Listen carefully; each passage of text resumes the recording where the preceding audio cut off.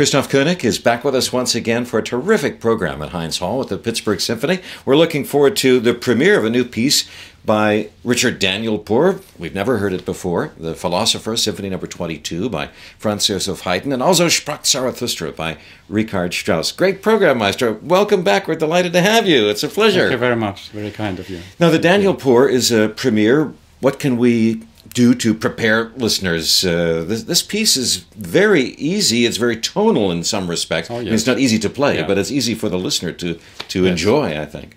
Yes, I hope so. It is partly dark pieces, partly very enjoyable piece, with a very philosophic background as well. It's interesting that this fits so well in this program where we have the philosopher, or the philosophers, or whatever, in the Haydn Symphony. Then we have Friedrich Nietzsche's philosophy in the second half, and Richard Strauss, and all of a sudden we have old, ancient Indian and Eastern thinking beyond the lines of this symphony, Darkness in the Ancient Valley of Daniel Poor. And for me personally, it was a big discovery, because yes, apparently on the surface, the piece is accessible. So if we are talking about contemporary music, many people are shocked, or at least a bit frightened or scared. There's no reason to be scared, but there's some deep feelings and deep philosophy and very serious thinking behind the lines, which I have to say I appreciate very much. So there's a little bit of a feeling of Zahrazad, maybe. It reflects the East, Sufi mysticism, Persian Yes. folk music, but in a very easy, listenable, absorbable way. Yes, absolutely. Big workout for the bass drum in this piece.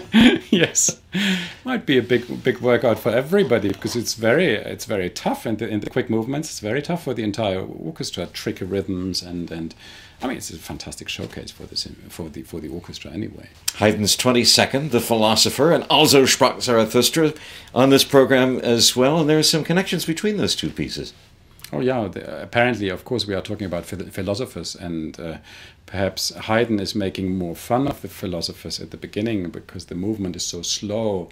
It's like two grandpas walking along a road and discussing philosophic details with each other. It's a bit slow, slow pace, and yes, perhaps, I don't know, some people might find this even boring. I find it very witty.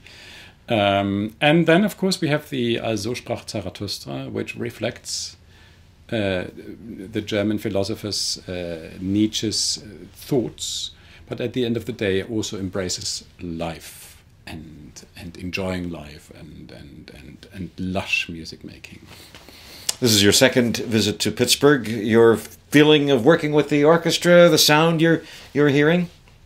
Well, I think I would be lying if I didn't tell you that I'm just overwhelmed by the direct and positive and incredibly professional and fantastic music making response of the orchestra. For me, it's just, I had a long flight yesterday. I don't want to tell you how long it was, but it was a long flight, and I'm just refreshed after this rehearsal. It's a joy. It's fantastic to make music with this wonderful orchestra.